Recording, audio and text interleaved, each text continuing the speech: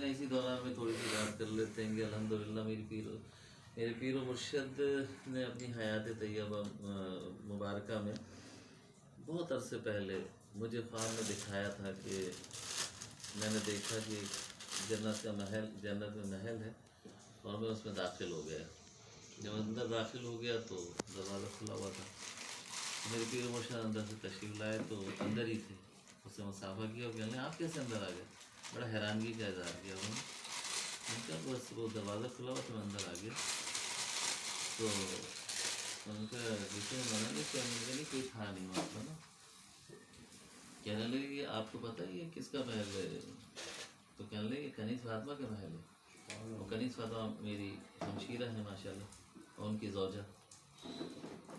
تو میں بڑا خوش ہو گیا. اس کے بعد خواب ختم بھی ہو گیا اور اس کے بعد میں نے انہیں بتایا تو بڑا خوش ہوا. کافی عرصہ گزر گیا. جب ان کا وصال ہو گیا, وصال کے بعد میری ہمشیرہ جو کہ باقاعدہ مجھ سے بھی محبت کرتی تھیں, ان سے بھی بہت محبت کرتی تھیں. تو جب ان کا وصال ہوا تو مجھے کچھ تشویش ہوئی. ایک ہوتی ہے فطری بات کہ مطلب ان کے معاملات کیا ہیں, یعنی قبر میں ان کے معاملات کیا رہے ہوں گے اور کس طرح سے رہے ہوں گے اور کیا ہوگا. تو میں نے بڑی دعا کی اور اپنے پیر و مرشد سے بھی ریکویسٹ کرتا رہا کہ ان کا خیال رکھیے گا. اور آپ کو پتہ ہے کہ وہ اکیلے میں تھوڑا گھبراتی بھی ہیں عام زندگی میں. تو پھر میں نے دعا بھی کی اللہ رب العزت سے کہ اللہ مجھے جو تم نے کئی سالوں پہلے وہ ان کا مقام دکھایا تھا, یہ محل ہے ان کا جنت میں, تو مجھے دکھا تاکہ مجھے ایک سکون حاصل ہو جائے, مجھے ایک یقین آ جائے. اور مجھے جو نہ گو کہ اس میں کوئی شک نہیں ہے. تو آج ایک بڑی پیاری بات مجھے یاد آئی کہ جیسے سیدنا حضرت ابراہیم علیہ السلام نے اللہ رب العزت سے کہا کہ الہ العالمین مجھے یقین ہے کہ تو مرنے کے بعد انسان کو پیدا کرے گا, لیکن میں چاہتا ہوں کہ کوئی ایسی چیز مشاہدہ کرا دے تاکہ میری اور اس میں تقویت حاصل ہو جائے.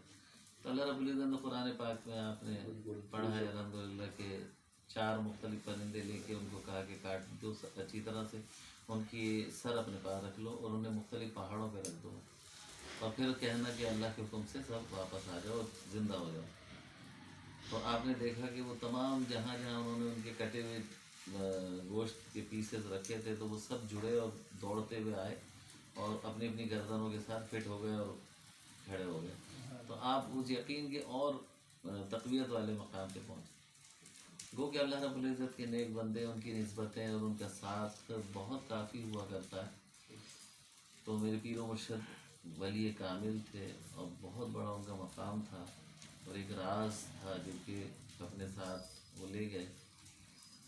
لیکن چونکہ میرے لیے وہ راز نہیں ہے کہ ظاہر میں ان کا خاص مرید ہوں, تو میں نے یہ چاہا کہ مجھے وہ یقین دلا دیا جائے, مجھے اس کا ظہور دکھایا جائے کہ مطلب میری بہن کس حال میں ہے, کہاں ہے, کیا معاملہ ہے.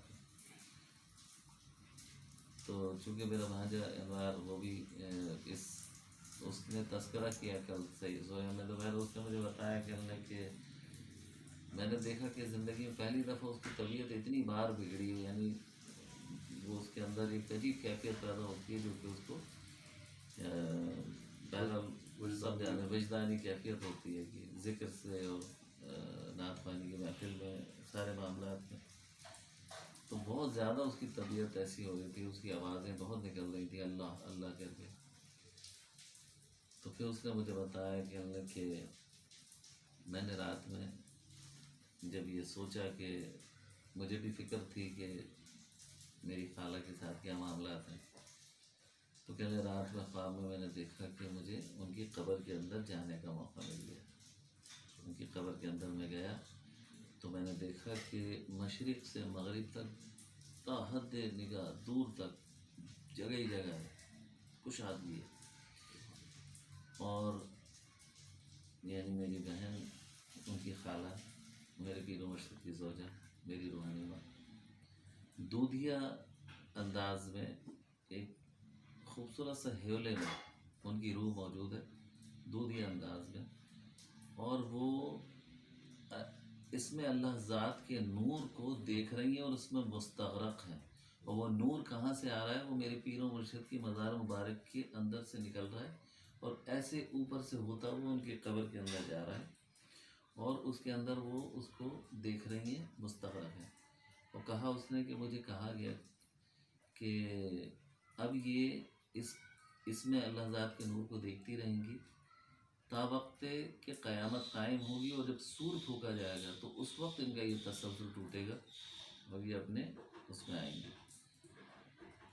اور ساتھ ہی اس نے کہا کہ مجھے کیونکہ ان کی فکر لاحق تھی، تو کسی نے کہنے والے نے کہا کہ اپنی فکر کر، اس کی فکر چھوڑ۔ تو میں مسکرا دیا، میں ہنسنے لگا۔ اچھا، جس وقت یہ بات وہ کرتا تھا کہ ایک نور ہے جو پیر و مرشد کی مزار سے نکل کے ان کے اندر داخل ہوتا ہے، اور آنٹی جو ہے وہ اس کو دیکھ رہی ہے، جیسے وہ یہ کہتا تھا دیکھ رہی ہے تو چیخ مارتا تھا اور اس کو اللہ کر کے کہتا تھا، اور کہتا تھا کہ مجھے برداشت نہیں ہو رہا، مجھے برداشت نہیں ہو رہا۔ وہ اپنے قلب کو پکڑ لیتا تھا۔ اور یہ بات اس نے تقریباً 4-5 دفعہ بتائی مجھے بھی، ہمارے ساجد قادری، حسین قادری کو بھی۔ تو نواز قریشی صاحب جو کہ میرے پیر و مرشد کے خلیفہ ہے، تو ہر بار بتاتے ہوئے جب اس جگہ پہ آتا تھا نا کہ وہ اس میں اللہ ذات کے نور میں مستغرق ہیں، وہ دیکھ رہی ہیں، تو چیخ مارتا تھا اور پھر جو ہے نا اپنے دل کو پکڑ لیتا تھا۔ تو اس بات کی حقیقت ہے یہ کہ بہرحال یہ بہت سارے راز ہوتے ہیں، لیکن کچھ چیزیں ایسی ہوتی ہیں کہ وہ چھپا لی جائیں تو بھی اس کی حقیقت ہوتی ہے، بتا دی جائیں تو بھی وہ حقیقت پر مبنی ہوتی ہے۔ لیکن ہمیں یہ سوچنا چاہیے کہ آخر وہ کون سے معاملات تھے، کیا معاملات تھے، کیسی محبت تھی، کیا عقیدت تھی، کیا نسبت تھی اللہ کے ولی کامل سے اور ان کی زوجہ تھی کہ ان کو اللہ نے یہ مقام عنایت فرمایا۔ تو میں مطمئن ہو گیا، میرا دل خوش ہو گیا، گو کہ ان سے جدائی ایک تکلیف دہ عمل ہے، لیکن اس بات سے میں خوش ہو گیا۔ تو بہرحال یہ عقیدتیں اور محبتیں تو قائم اور دائم فرمائے اللہ رب العزت۔ جو میں چاہتا تھا اللہ رب العزت نے ویسا کر دیا۔ جتنا بھی شکر ادا کروں وہ کم ہے کہ مجھے اس یقین کے مقام پہ پہنچایا اللہ رب العزت نے، اور میرا حوصلہ بڑھایا، اور میں اپنی بہن سے کیا بلکہ شاید کائنات کے ہر ایک شخص سے، ہر ایک چیز سے، کیونکہ یہ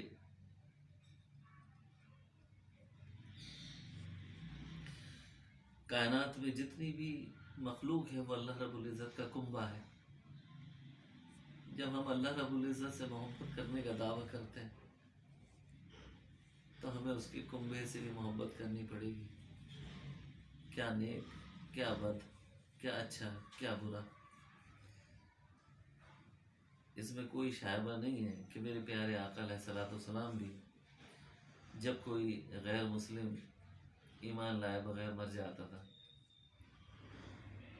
تو اللہ کے نبی صلی اللہ علیہ وسلم کی آنکھوں میں آنسو آ جاتے تھے، جذبات میں، فرتے جذبات سے، کہ اب اسے جہنم کی آگ میں جلنا پڑے گا۔ یہ محبت تھی رحمت للعالمین سب کے لیے، چاہے مسلمان ہو یا کافر ہو، لیکن جس نے ایمان لے آیا تو یقیناً وہ جنت میں جائے گا، لیکن ایمان نہیں لایا تو اس کے لیے بھی افسوس کا اظہار کیا۔ یہ افسوس کا اظہار کرنا بھی در حقیقت ایک محبت کا انداز تھا، کیونکہ اللہ رب العزت بھی رب العالمین تمام جہانوں کا ہے، ہر ایک کا ہے، جو اسے مانے اس کا بھی ہے، جو نہ مانے وہ اس کا بھی ہے۔ تو یہ مخلوق جو ہے وہ اللہ کا کنبہ ہے۔ تو میں یہ پیغام دوں گا سب سے کہ اگر وہ چاہتے ہیں کہ اللہ سے واقعی محبت کرتے ہیں، اللہ کے نبی صلی اللہ علیہ وسلم سے عقیدت رکھتے ہیں، صحابہ کرام سے، بزرگان دین سے، تو آپ کو بھی جو ہے کامیاب ہونا ہے اور واقعتاً اللہ کے قرب حاصل کرنا ہے، تو آپ کو بھی جو ہے بلا امتیاز ہر ایک سے محبت کرنی ہوگی، وہ کرنا چاہیے۔ گو کہ اس میں بھی ایک کیٹیگریز تو ہوتی ہیں کہ ظاہر جس طرح سے آپ اللہ کے محبوب سے محبت کرتے ہیں ویسی محبت ایک عام آدمی سے تو نہیں کر سکتے، لیکن محبت ضرور کرنی چاہیے، اور جو تکلیف دوسرے کو ہو وہ تکلیف آپ کو بھی محسوس ہونی چاہیے، تب لگتا ہے کہ ہاں آپ کو دوسرے سے محبت ہے۔ اس تکلیف کو دور کرنے کی کوشش کریں، اپنی زبان کو، اپنے ذہن کو، اپنے دل کو، اپنی روح کو کنٹرول کریں، اپنی نیت کو کنٹرول کریں، اس پہ قابو پائیں، اس کو بہکنے نہ دیں، تو انشاءاللہ تعالی العزیز، کیونکہ سب سے بڑا دشمن ہمارا شیطان ہے، وہ ہمیں بہکا دیتا ہے. شیطان ہمارا دشمن ہے، وہ ہمیں بہکا دیتا ہے، بہکانے کے ساتھ ساتھ ہمیں مختلف معاملات میں الجھا دیتا ہے. تو کبھی ہم تکبر میں پڑ جاتے ہیں کہ میں تو بہت اچھا ہوں، اور کبھی ایسا لگتا ہے کہ جو ہے دوسروں کے ساتھ زیادتی کر بیٹھتے ہیں. تو لہٰذا ہمیں جو ہے ان چیزوں سے بچنا ہوگا، بچنا پڑے گا، بچنا چاہیے، اللہ تعالیٰ سے مدد مانگنی چاہیے. جب کبھی تکبر کا شائبہ بھی آئے خوب استغفار پڑھیں، خوب روئیں. یہ رونا ہی در حقیقت ہمارے قلب کا وضو ہے، یہ رونا ہمارے قلب کا وضو ہے.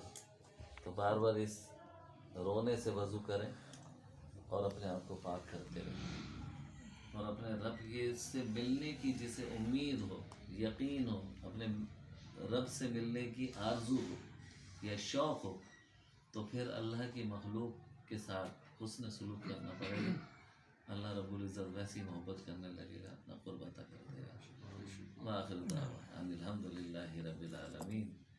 اللہم صلی علی سیدنا مولانا محمد وعلی آل سیدنا مولانا محمد وبارک وسلم علیہ.